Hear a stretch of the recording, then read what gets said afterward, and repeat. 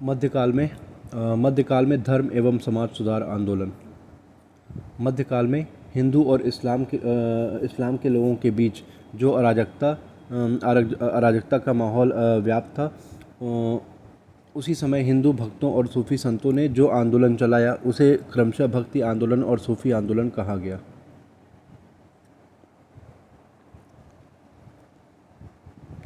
मध्यकाल में हिंदू और इस्लाम के लोगों के बीच जो अराजकता का माहौल व्याप्त था और उसी समय हिंदू भक्तों और सूफी संतों ने जो आंदोलन चलाया उसे क्रमशः भक्ति आंदोलन और सूफी आंदोलन कहा गया। भारतीय दर्शन में जन्म और पुनर्जन्म के चक्र से मुक्ति का मार्ग मोक्ष बताया गया है। मोक्ष प्राप्ति के 3 मार्ग हैं: भक्ति मार्ग, ज्ञान मार्ग और कर्म मार्ग।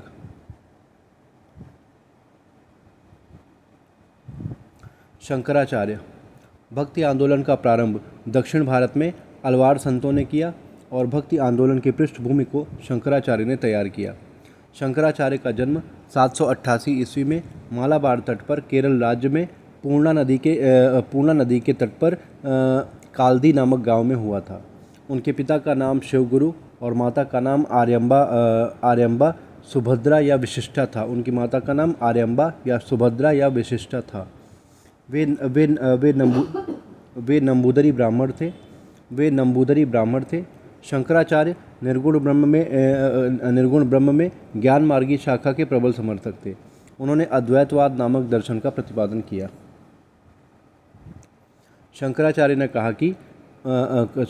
ने कहा कि ब्रह्म सत्यम जगत मिथ्या ब्रह्मो जीवो न परा। ब्रह्म सत्यम जगत मिथ्या ब्रह्मो जीवो न परा।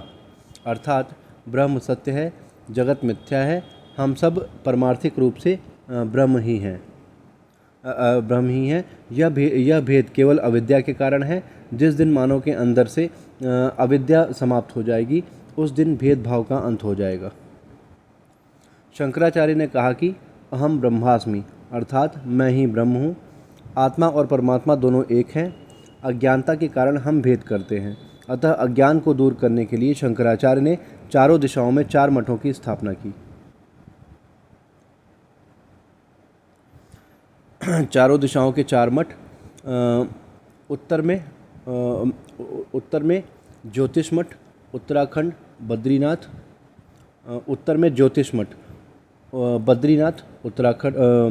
उत्तराखंड बद्रीनाथ, दक्षिण में श्रृंगेरी मठ, कर्नाटक मैसूर, पूर्व में गोवर्धन मठ, उड़ीसा पुरी और पश्चिम में शारदा मठ, गुजरात द्वारिका। उत्तर में ज्योतिष मठ, उत्तराखंड बद्रीनाथ, दक्षिण में श्रृंगेरी मठ, कर्नाटक मैसूर, पूर्व में गोवर्धन मठ, उड़ीसा पुरी और पश्चिम में शारदा मठ, गुजरात द्वारिका। रामानुजाचार्य। गुरु यादव प्रकाश, सगुण भक्ति, वैष्णव धर्मावलंबी। रामानुजाचार्य को भक्ति आंदोलन का प्रवर्तक कहा जाता है। उन्होंने प्रारंभ में शंकराचार्य के अनुयायी रहे। वे वैष्णव धर्मावलंबी थे। उनके गुरु का नाम यादव प्रकाश था। गुरु से मतभेद हो जाने के बाद यमुनी मुनि के यहाँ श्रीरंगम चले गए। चोल वंश का शासक कुलोत्तुंग द्वितीय ने रामानुजाचार्य पर शैव धर्म अपनाने का दबाव डाला, तो वे श्रीरंगम छोड़कर द्वार समुद्र कर्नाटक चले गए। कुलोत्तुंग द्वितीय के मृत्यु के बाद वापस श्रीरंगम आकर यमुना मुनि के उत्तराधिकारी बन गए। रामानुजाचार्य ने विष्णु के पद चिन्हों पर चलने का आह्वान किया। उनका दर्शन विशिष्टाद्वैत के नाम से जाना जाता है। वे सगुण भक्ति धारा में विश्वास करते थे। गुरु रामानंद। जन्म प्रयाग 1299 ईस्वी में।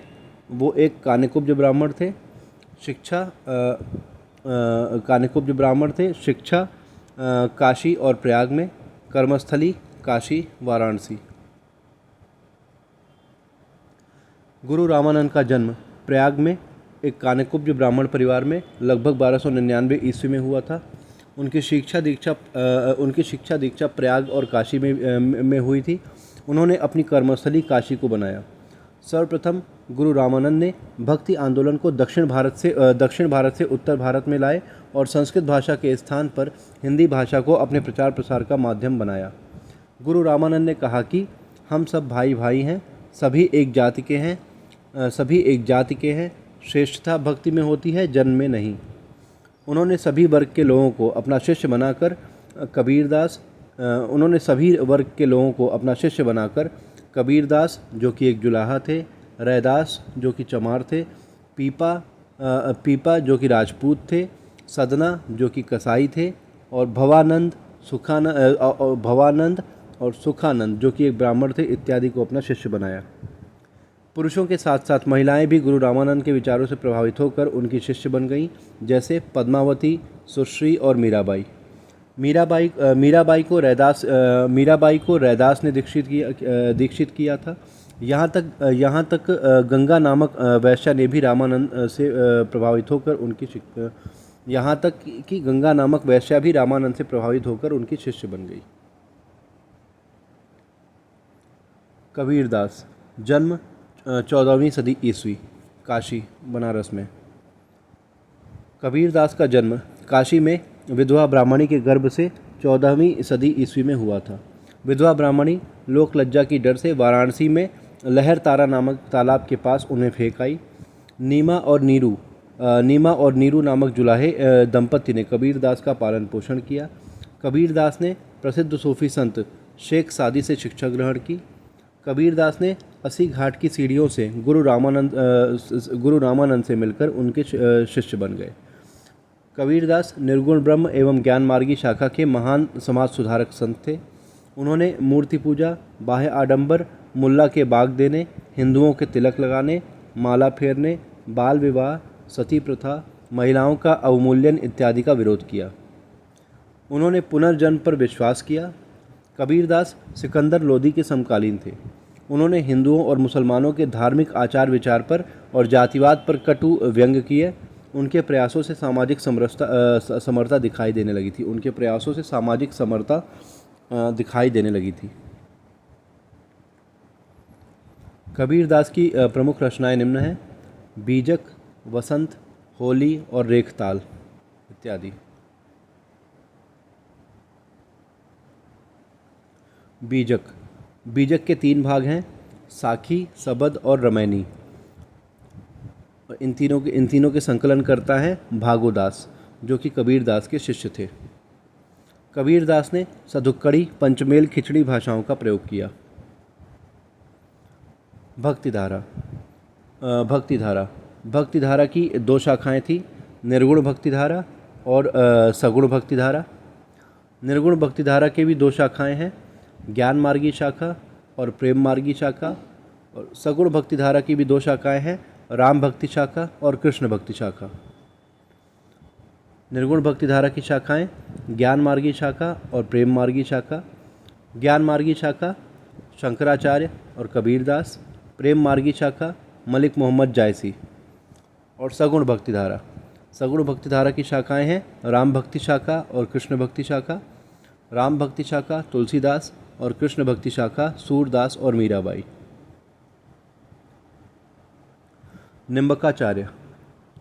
निम्बकाचार्य रामानुजाचार्य के समकालीन रहे। उन्होंने द्वैतवाद या भेदवाद नामक दर्शन का प्रतिपादन किया। उनका संप्रदाय सनक संप्रदाय के नाम से जाना जाता है।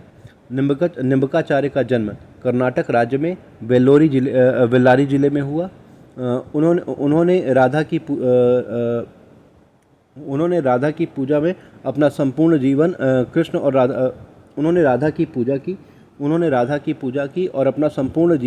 और राधा पर केंद्रित किया। उन्होंने वेदांत सूत्र पर वेदांत पारिजात सौरभ नामक भाष्य लिखा। इसके अलावा 10 पदों वाली 10 श्लोकी नामक पुस्तक की रचना की। उन्होंने जीवन के दर्शन के लिए ईश्वर की कृपा को अनिवार्य बतलाया। उन्होंने अपना सारा जीवन मथुरा के निकट वृंदावन में व्यतीत किया। माधवाचार्य दर्शन द्वैत संप्रदाय, ब्रह्म संप्रदाय। माधवाचार्य वैष्णव धर्मावलंबी संत थे।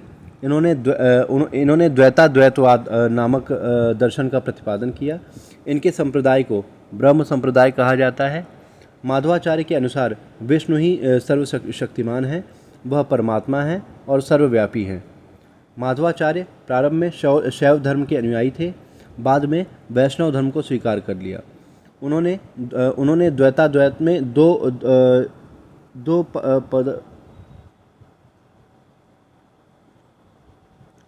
उन्होंने द्वैताद्वैत में दो पदार्थ पुरुष और प्रकृति को सत्य और नित्य बताया। दो पदार्थों पुरुष और प्रकृति को सत्य और नित्य बताया।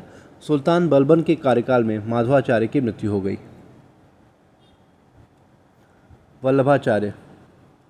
वल्लभाचार्य तेलंगाना, जो कि एक तेलंग ब्राह्मण थे।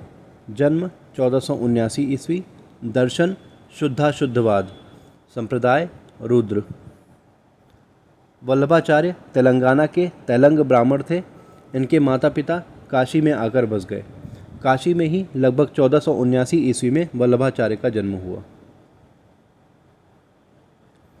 बद्रीनाथ, हरिद्वार इत्यादि स्थानों का भ्रमण करने के पश्चात वे वृंदावन में रहकर कृष्ण की भक्ति में लीन हो गए।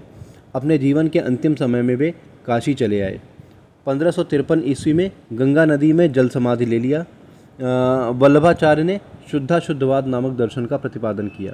उनका संप्रदाय रुद्र संप्रदाय के नाम से जाना जाता है। कृष्णदेव राय वल्लभाचार्य के विचारधाराओं से प्रभावित होकर उन्हें अपने दरबार में कृष्णदेव राय ने वल्लभाचार्य के विचारधाराओं से प्रभावित होकर उन्हें अपने दरबार में आमंत्रित किया था। वल्लभाचार्य को आचार्य श्री की उपाधि प्रदान किया। अकबर के दरबारी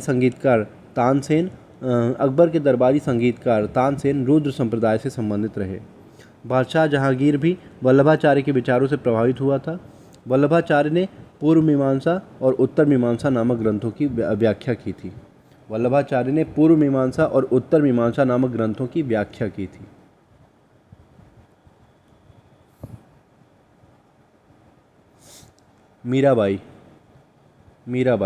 मीराबाई मेड़ता के राजा रतन सिंह राठौर की इकलौती पुत्री थी। मीराबाई का विवाह मेवाड़ के राजा राणा संग्राम सिंह या राणा सांगा के ज्येष्ठ पुत्र भोजराज के साथ 1516 ईस्वी में हुआ था, किंतु तरुणावस्था में ही भोजराज की मृत्यु हो गई और मीराबाई कृष्ण की अनन्य भक्त हो गई। मीराबाई राजस्थानी भाषा, गुजराती भाषा और ब्रज भाषाओं में राग गोविंद और गीत गोविंद नामक ग्रंथों की रचना की। वो शेरशाह सूरी के समकालीन रही। वे 1546 ईस्वी में मीराबाई की मृत्यु हो गई। मलिक मोहम्मद जायसी सगुण भक्ति धारा में प्रेम मार्गी शाखा के संत थे। वे शेरशाह सूरी के दरबारी कवि रहे। उन्होंने 1540 ईस्वी में पद्मावत नामक ग्रंथ की रचना किया था। इसके अलावा मलिक मोहम्मद जायसी ने अखरावट और आखिरी कलाम नामक ग्रंथों की रचना किया था। चैतन्य महाप्रभु, जन्म 1486 ईस्वी। पिता जगन्नाथ मिश्र, माता शची देवी। चैतन्य महाप्रभु का जन्म बंगाल में नदिया जिले में मायापुर नामक गांव में हुआ था। उनके पिता का नाम जगन्नाथ मिश्र और माता का नाम शची देवी था। उन्होंने 1507 ईस्वी में ईश्वरपुरी या माधवपुरी स्वामी से प्रभावित होकर भागवत पुराण को अंगीकार कर लिया। 1509 ईस्वी में केशव भारती से सन्यास की शिक्षा को ग्रहण किया। 1509 ईस्वी में केशव भारती से सन्यास की शिक्षा को ग्रहण किया। उन्होंने बंगाल और उड़ीसा के क्षेत्रों में वैष्णव धर्म का प्रचार प्रसार किया। वे अपने शिष्यों के साथ मिलजुल कर कृष्ण और राधा की स्तुति करने लगे। चैतन्य महाप्रभु ने कीर्तन प्रथा को प्रारंभ किया था। चैतन्य महाप्रभु उड़ीसा में पुरी जिले में जगन्नाथ मंदिर पर चले गए और वहीं रहने लगे। उस समय उड़ीसा का शासक प्रताप रुद्र गजपति था। गोस्वामी तुलसीदास, जन्म बांदा जिला राजापुर, सन 1532 ईस्वी में। गोस्वामी तुलसीदास का जन्म उत्तर प्रदेश राज्य में बांदा जिले में राजापुर नामक गांव में 1532 ईस्वी में हुआ था। वे अकबर के समकालीन रहे। उन्होंने अवधी भाषा में रामचरितमानस की रचना की। रामचरितमानस को जॉर्ज ग्रियर्सन और आर्थर स्मिथ ने हिंदू धर्म की बाइबल कहा है। रामचरितमानस को जॉर्ज ग्रियर्सन और आर्थर स्मिथ ने हिंदू धर्म की बाइबल कहा है। तुलसीदास ने रामलला, नहछु, बरवय रामायण, कवितावली, गीतावली, पार्वती मंगल, जानकी मंगल और रामाज्ञा प्रश्न इत्यादि ग्रंथों की रचना की थी। तुलसीदास सगुण भक्ति धारा में राम भक्ति शाखा के प्रसिद्ध कवि हैं। सूरदास जन्म 1478 ईस्वी में, स्थान रुनकता, आगरा। अकबर एवं जहांगीर के दरबारी कवि थे। सूरदास अकबर एवं जहांगीर के दरबारी कवि थे। सूरदास का जन्म 1478 ईस्वी में आगरा में रुनकता नामक गांव में हुआ था। वे सगुण भक्ति धारा में कृष्ण मार्गी शाखा के प्रमुख संत थे। वे सगुण भक्ति धारा में कृष्ण मार्गी शाखा के प्रमुख संत थे। वे अकबर और जहांगीर के समकालीन रहे। वे कृष्ण को सखा भाव में मानते रहे। उन्होंने सूरसागर, सूरसारावली एवं साहित्य लहरी नामक ग्रंथों की रचना ब्रज भाषा में की। सूरदास ने सूरसागर नामक ग्रंथ की रचना जहांगीर के शासनकाल में की थी। उनके ग्रंथों में सूरसागर सबसे प्रसिद्ध ग्रंथ है। रैदास या रविदास। रैदास गुरु रामानंद के शिष्य थे। कबीरदास ने रैदास को संतों का संत कहा है। रैदास के अनुसार मानव सेवा ही धर्म की सबसे सर्वोत्कृष्ट अभिव्यक्ति है। उन्होंने कहा कि सभी में हरि हैं और हम सब हरि में हैं। रैदास के 30 से अधिक पदों को गुरु ग्रंथ साहिब में संकलित किया गया है। रैदास ने कहा कि मन रहे चंगा तो कठौती में गंगा। दादू दयाल का जन्म 1544 ईस्वी में अहमदाबाद में हुआ था। वे गुरु नानक और कबीर की तरह निर्गुण भक्ति धारा के संत रहे। उन्होंने कहा कि गृहस्थ जीवन में रहकर आध्यात्म का कार्य करना एक अलग सुख की अनुभूति होती है। उन्होंने सभी धर्म के लोगों को एक सूत्र में बांधने का प्रयास किया। दादू दयाल ने कहा कि यह संसार वेद है, सृष्टि कुरान है और जितने मनुष्य हैं उतने संप्रदाय हैं। नरसिंह मेहता गुजराती संत थे। उनके प्रिय भजन वैष्णव जन तो तेने कहिए को महात्मा गांधी अक्सर गाते रहते थे।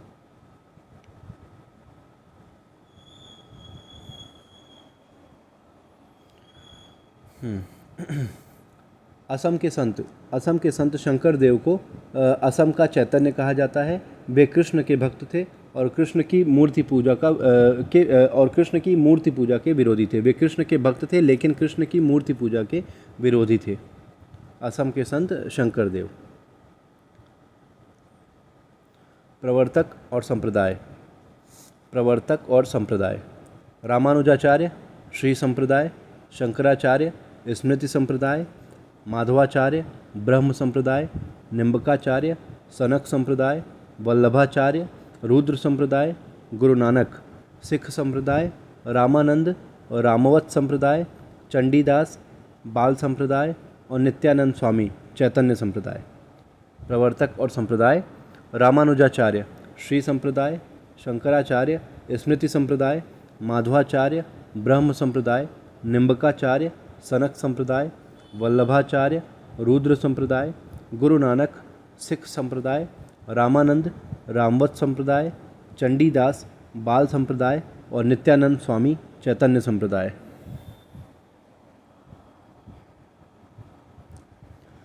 महाराष्ट्र में भक्ति आंदोलन।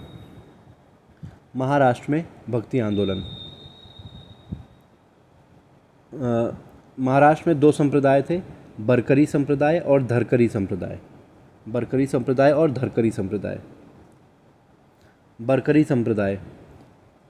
संप्रदाय विठोबा या विट्ठल स्वामी विष्णु को आदर्श मानकर कार्य करने पर प्रेरित करते थे और धरकरी संप्रदाय श्री राम के आदर्शों पर कार्य करने के लिए प्रेरित करते थे।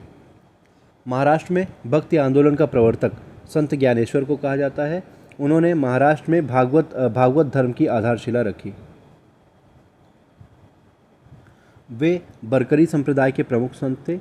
उन्होंने श्रीमद् भागवत गीता का मराठी भाषा में ज्ञानेश्वरी या भावार्थ दीपिका नामक शीर्षक से अनुवाद किया। संत ज्ञानेश्वर के शिष्य नामदेव थे। उनका जन्म 1270 ईस्वी में महाराष्ट्र राज्य में पढ़ेरपुर नामक गांव में हुआ था। वे दर्जी परिवार में पैदा हुए थे। प्रारंभ में डाकू रहे, किंतु विट्ठल स्वामी के प्रभाव में आकर बरकरी संप्रदाय के संत हो गए। उनके गीतात्मक पदों को गुरु ग्रंथ साहिब में संकलित किया गया है। तुकाराम बरकरी संप्रदाय के संत थे। वे शिवाजी के समकालीन रहे। उन्होंने शिवाजी द्वारा दिए गए उपहार को लेने से मना कर दिया। उन्होंने हिंदू और मुसलमानों की एकता पर बल दिया। उनका कहना था कि ईश्वर का न तो कोई नाम है, न तो कोई रूप है और न ही कोई रहने का स्थल है। एकनाथ धरकरी संप्रदाय के संत थे। उनका जन्म 1533 ईस्वी में महाराष्ट्र राज्य के औरंगाबाद जिले में हुआ था। उन्होंने जाति और धर्म में कोई भेदभाव नहीं किया। उन्हें महाराष्ट्र का तुलसीदास कहा जाता है। एकनाथ ने महाराष्ट्र में कीर्तन प्रथा को प्रारंभ किया था। रामदास का मूल नाम नारायण सूर्य जी पिसाली था। रामदास का मूल नाम नारायण सूर्य जी पिसाली या पंथ था। वे धरकरी संप्रदाय के संत थे। वे शिवाजी के आध्यात्मिक गुरु रहे। उन्होंने महाराष्ट्र में राम की पूजा को लोकप्रिय बनाया। कृष्णा नदी के तट पर राम मंदिर का निर्माण करवाया। उनके प्रसिद्ध ग्रंथों में दासबोध, आनंदवन और भुवन है। इस प्रकार महाराष्ट्र के संतों ने भी महाराष्ट्र में भक्ति आंदोलन पर बल देकर सामाजिक समरसता को लाने का प्रयास किया था और सफल भी रहे।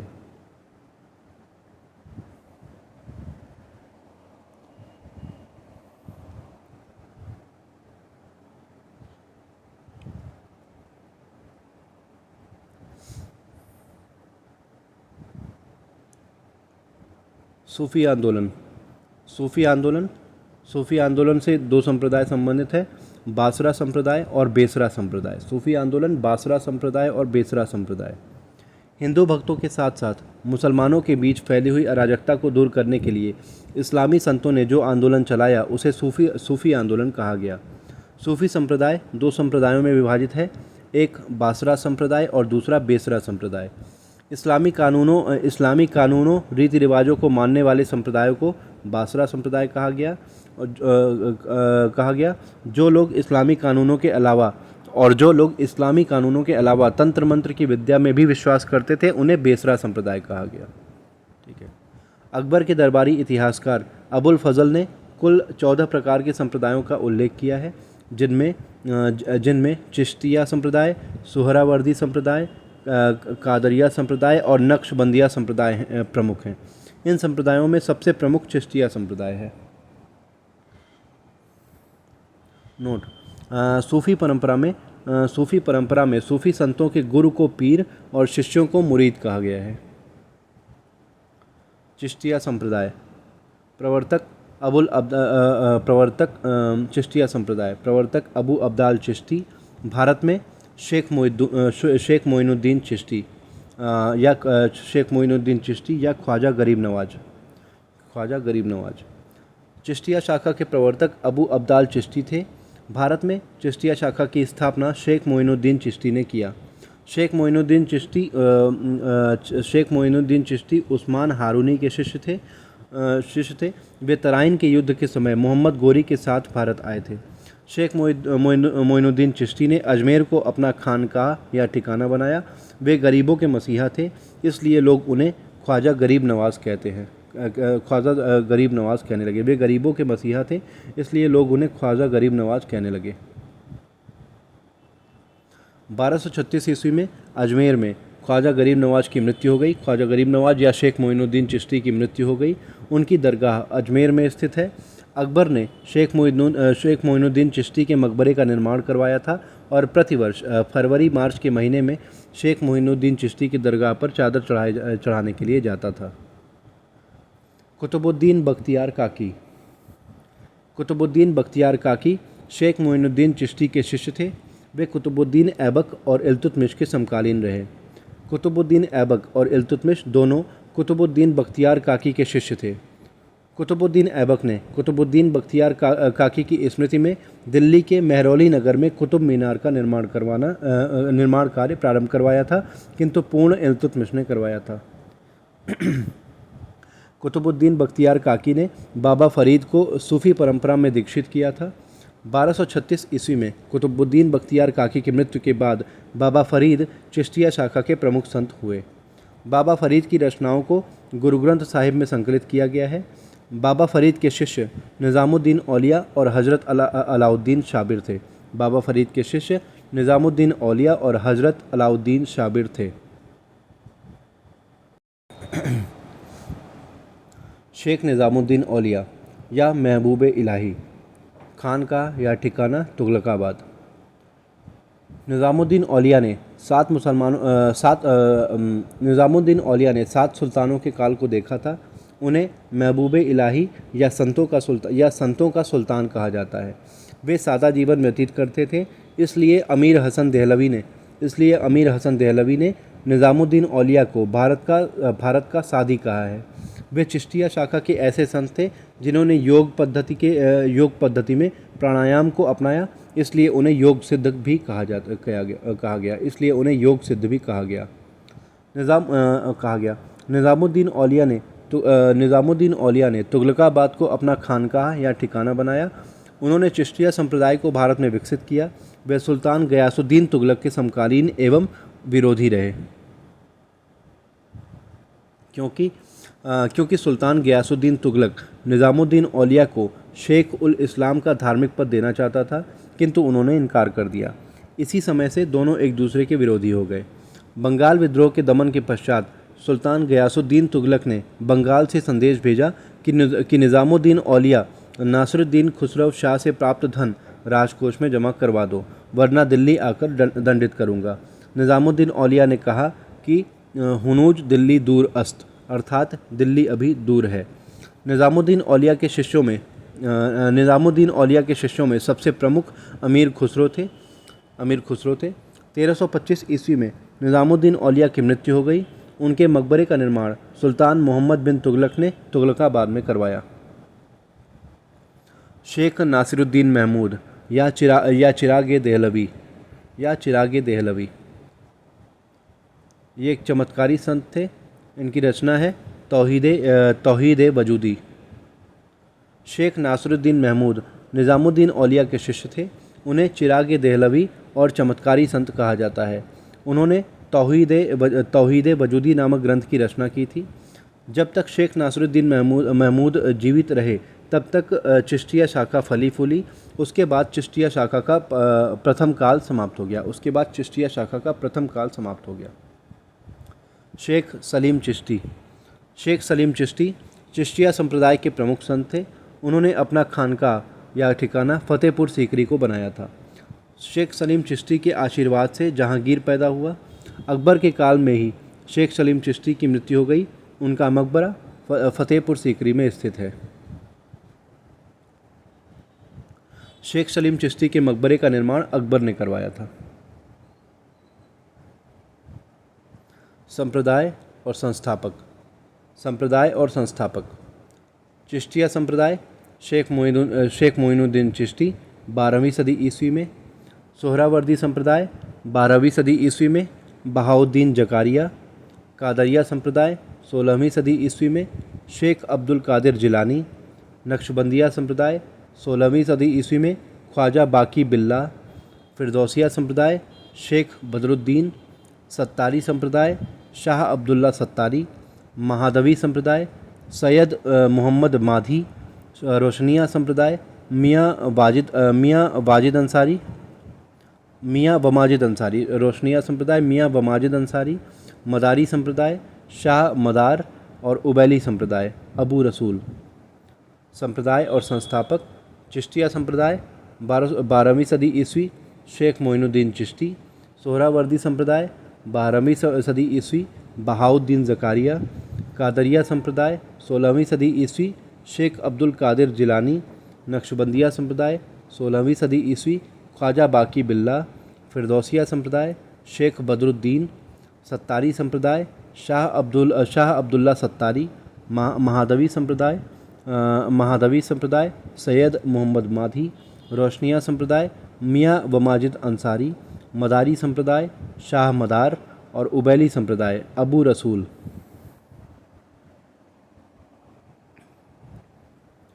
दारा शिकोह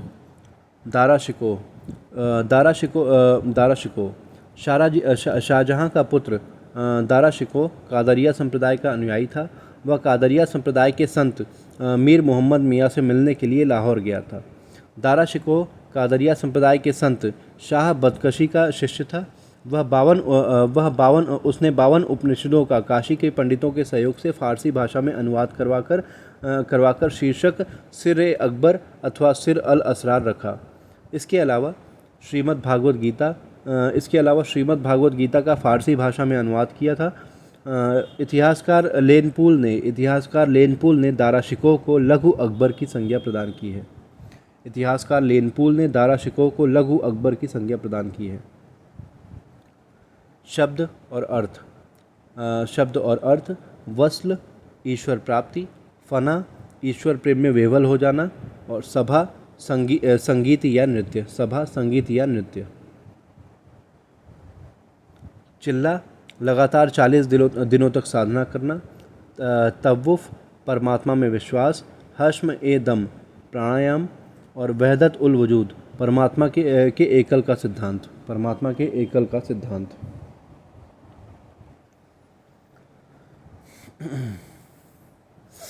दक्षिण भारत के राज्य विजयनगर साम्राज्य और बहमनी राज्य। विजयनगर साम्राज्य और बहमनी राज्य। विजयनगर साम्राज्य स्थापना 1336 ईस्वी। संस्थापक हरिहर एवं बुक्का। राजधानी प्रारंभिक राजधानी अनेगोंडी और 7 वर्षों बाद विजयनगर हम्पी। विजय साम्राज्य एक हिंदू साम्राज्य था। बहमनी राज्य स्थापना 1347 ईस्वी। संस्थापक अलाउद्दीन बहमन शाह उर्फ हसन गंगू। राजधानी गुलवर्मा एहसानाबाद। बहमनी राज्य एक मुस्लिम राज्य था। स्थिति विजयनगर साम्राज्य और बहमनी राज्य की स्थिति।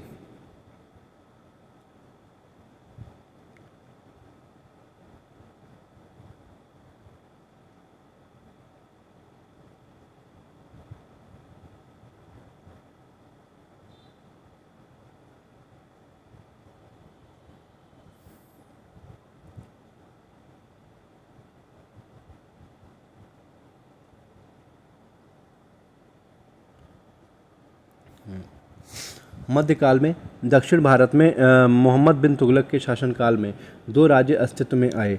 एक हिंदू राज्य विजयनगर साम्राज्य, जिसे जीत का शहर या टाउन ऑफ विक्ट्री कहा जाता है।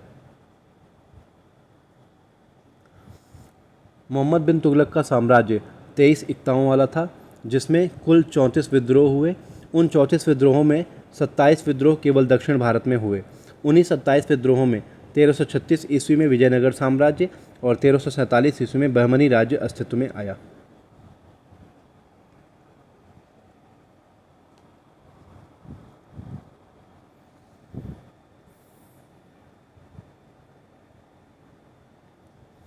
विजयनगर साम्राज्य हरिहर और बुक्का दोनों भाई काकतीय वंश में कोषाधिकारी के पद पर कार्यरत थे। जब मोहम्मद बिन तुगलक काकतीय वंश पर आक्रमण किया तो दोनों भाई वारंगल छोड़कर काम्पिल्य कर्नाटक में चले गए। कुछ समय पश्चात मोहम्मद बिन तुगलक ने काम्पिल्य राज्य पर आक्रमण करके हरिहर और बुक्का को कैद करके दिल्ली लेकर आया और उन दोनों भाइयों को इस्लाम धर्म में परिवर्तित कर दिया। कुछ समय पश्चात काम्पिल्य राज्य में विद्रोह हो गया, तो उन विद्रोहों का दमन करने के लिए हरिहर और बुक्का नामक दोनों भाइयों के नेतृत्व में मोहम्मद बिन तुगलक ने सेनाओं को भेजा। हरिहर और बुक्का दोनों भाइयों ने काम्पिल्य के विद्रोहों का दमन करने के बाद वैष्णव संत विद्यारण्य के प्रभाव से तुंगभद्रा नदी के दक्षिणी तट पर 1336 ईस्वी में विजयनगर साम्राज्य की स्थापना की। विजयनगर साम्राज्य में कुल चार वंशों ने शासन किया। विजयनगर साम्राज्य में कुल 4 वंशों ने शासन किया। संगम वंश, सालुव वंश, तुलुव वंश और अराविडु वंश। संगम वंश, सालुव वंश, तुलुव वंश और अराविडु वंश। संगम वंश संस्थापक हरिहर एवं बुक्का। सालुव वंश संस्थापक नरसिंह सालुव। तुलुव वंश संस्थापक वीर नरसिंह और अराविडु वंश संस्थापक तिरुमल। विजयनगर साम्राज्य में सबसे प्रथम एवं प्राचीन वंश संगम वंश था। हरिहर और बुक्का के पिता का नाम संगम था। दोनों भाइयों ने अपने पिता संगम के नाम पर 1336 ईस्वी में संगम वंश की स्थापना की। विजयनगर साम्राज्य का प्रथम शासक हरिहर था। हरिहर प्रथम 1336 से 1356 ईस्वी। हरिहर प्रथम विजयनगर साम्राज्य अथवा संगम वंश का प्रथम शासक था। उसने प्रारंभ में अनेगोंडी को अपनी राजधानी बनाया था। 7 वर्षों के बाद अनेगोंडी से स्थानांतरित करके विजयनगर को अपनी राजधानी बनाया। वर्तमान में विजयनगर को हम्पी के नाम से जाना जाता है। हम्पी कर्नाटक राज्य में बेल्लारी जिले में स्थित है। हम्पी को मंदिरों का शहर कहा जाता है। हरिहर प्रथम के शासनकाल में मोरक्को का यात्री इब्न बतूता विजयनगर की यात्रा किया था। हरिहर प्रथम का सहयोगी शासक बुक्का प्रथम था। दोनों भाइयों ने राजा अथवा महाराजा की उपाधि धारण नहीं किया था। 1336 ईस्वी में हरिहर प्रथम की मृत्यु हो गई। 1356 ईस्वी में हरिहर प्रथम की मृत्यु हो गई। बुक्का प्रथम 1356 से 1377 ईस्वी। उपाधि वेदमार्ग प्रतिष्ठापक। बुक्का प्रथम संगम का पुत्र और हरिहर प्रथम का छोटा भाई था। वह वेद मार्ग प्रतिष्ठापक की उपाधि धारण किया था। बुक्का प्रथम के पुत्र कंपन ने मदुरा विजय किया था। बुक्का प्रथम के पुत्र कंपन ने मदुरा विजय की थी। मदुरा विजय के विषय में जानकारी मदुरा विजयम नामक ग्रंथ से होती है। मदुरा विजयम नामक ग्रंथ की रचना कंपन की पत्नी गंगा देवी ने की। 1377 ईस्वी में बुक्का प्रथम की मृत्यु हो गई। हरिहर द्वितीय 1377 से 1404 ईस्वी। उपाधि महाराजाधिराज। प्रधानमंत्री सायणाचार्य जो कि वेदों के भाष्यकार थे।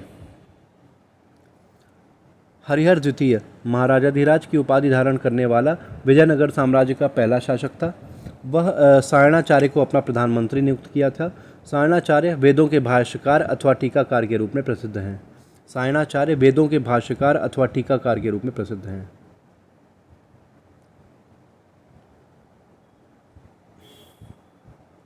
1404 ईस्वी में हरिहर द्वितीय की मृत्यु के बाद देवराय प्रथम शासक हुआ। देवराय प्रथम 1404 से 1422 ईस्वी। दरबारी कवि श्रीनाथ, जिनकी रचना है हरविलासम।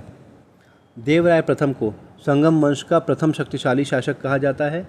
उसने तुंगभद्रा नदी के तट पर बांध बनाकर सिंचाई करने के लिए नहरों का निर्माण करवाया था। उसके दरबारी कवि श्रीनाथ थे। उन्होंने तमिल भाषा में हरविलासम नामक ग्रंथ की रचना की थी। देवराय प्रथम के शासनकाल में इतालवी यात्री निकोलो कांटी इटालियन यात्री निकोलो कांटी ने 1420 ईस्वी में विजयनगर साम्राज्य की यात्रा की थी। 1422 ईस्वी में देवराय प्रथम की मृत्यु के बाद देवराय द्वितीय शासक बना। देवराय द्वितीय 1422 से 1446 ईस्वी। देवराय द्वितीय 1422 से 1446 ईस्वी। उपाधि गजबेटकर अर्थात हाथियों का शिकारी। देवराय द्वितीय संगम वंश का सबसे शक्तिशाली शासक था। उसने गजबेटकर की उपाधि धारण की थी। अपने को इंद्र का अवतार कहता था। उसके दरबार में श्रीनाथ निवास करते थे। देवराय द्वितीय अपनी सेना में तुर्की धनुर्धारी मुसलमान सैनिकों की भर्ती देवराय द्वितीय ने अपनी सेना में तुर्की धनुर्धारी मुसलमान सैनिकों की भर्ती की थी। उसके शासनकाल में ईरानी शासक शाहरुख ने 1443 ईस्वी में अब्दुल रज्जाक को अपना राजदूत बनाकर विजयनगर साम्राज्य की यात्रा पर भेजा था। अब्दुल रज्जाक ने बताया कि विजयनगर दुनिया के प्रसिद्ध नगरों में एक है। देवराय द्वितीय के पश्चात संगम वंश का पतन प्रारंभ हो गया। संगम वंश का अंतिम शासक विरूपाक्ष द्वितीय था।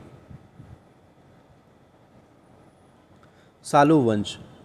सालू वंश 1485 से 1505 ईस्वी। संस्थापक नरसिंह सालू।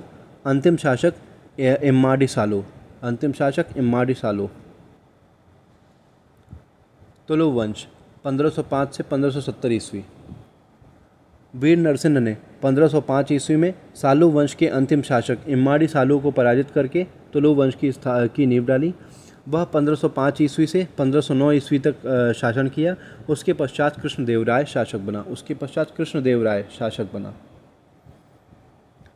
कृष्णदेवराय 1509 से 1529 ईस्वी।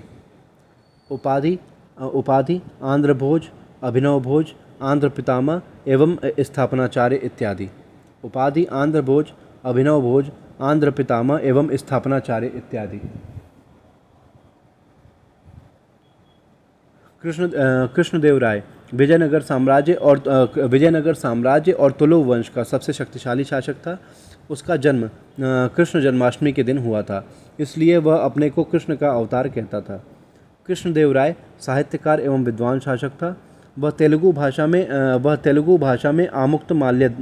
उसने तेलुगु भाषा में आमुक्तमाल्यद नामक ग्रंथ और संस्कृत भाषा में जाम्बवती कल्याणम नामक ग्रंथ की रचना की थी। वह साहित्यकारों का भी संरक्षण दाता था। उसके दरबार में तेलुगु भाषा के 8 विद्वान निवास करते थे, जिन्हें अष्टदिग्गज कहा जाता था। कृष्णदेवराय के दरबार में तेलुगु भाषा के 8 विद्वान निवास करते थे, जिन्हें अष्टदिग्गज कहा जाता था। कृष्णदेवराय ने विजयनगर साम्राज्य में हजारा राम मंदिर और विट्ठल स्वामी मंदिर का निर्माण करवाया था। पुर्तगाली गवर्नर अल्बुकर्क से कृष्णदेवराय के अच्छे संबंध रहे। कृष्णदेवराय ने पुर्तगाली गवर्नर अल्बुकर्क से कृष्णदेवराय के अच्छे संबंध रहे। कृष्णदेवराय ने अल्बुकर्क को भटकल में कर्नाटक में एक दुर्ग निर्मित करने का अधिकार प्रदान किया था। कृष्णदेवराय बाबर के समकालीन शासक था। बाबर ने अपनी आत्मकथा बाबरनामा में कृष्णदेवराय को भारत का सबसे शक्तिशाली शासक कहा है। कृष्णदेवराय के दरबार में पुर्तगाली यात्री डोमिंगो पायस और बारबोसा आए थे। कृष्णदेवराय के दरबार में पुर्तगाली यात्री डोमिंगो पायस और बारबोसा आए थे। डोमिंगो पायस ने अल्बुकर्क को भटकल में एक दुर्ग निर्मित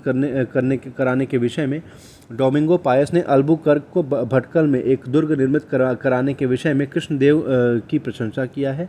1529 ईस्वी में कृष्णदेवराय की मृत्यु हो गई।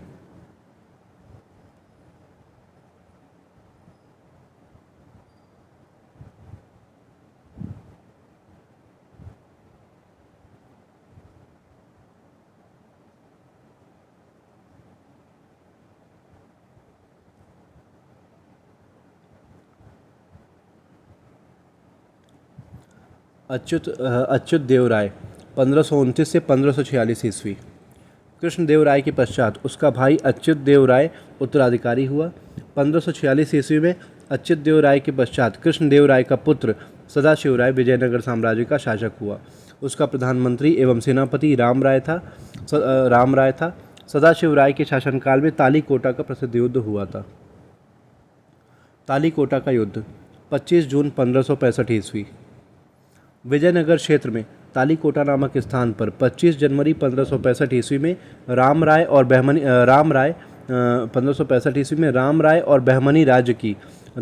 बहमनी राज्य की बीजापुर, गोलकुंडा, बीदर और अहमदनगर की संयुक्त सेनाओं के बीच युद्ध हुआ।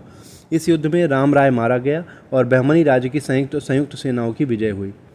1570 ईस्वी के बाद धीरे धीरे विजयनगर साम्राज्य का पतन प्रारंभ हो गया। तालीकोटा के युद्ध को राक्षसी, तांगणी और बनहटी का युद्ध भी कहा जाता है। इस युद्ध में बरार राज्य शामिल नहीं था। बहमनी राज्य की संयुक्त सेनाओं का नेतृत्व बीजापुर का शासक यूसुफ आदिल शाह ने किया था।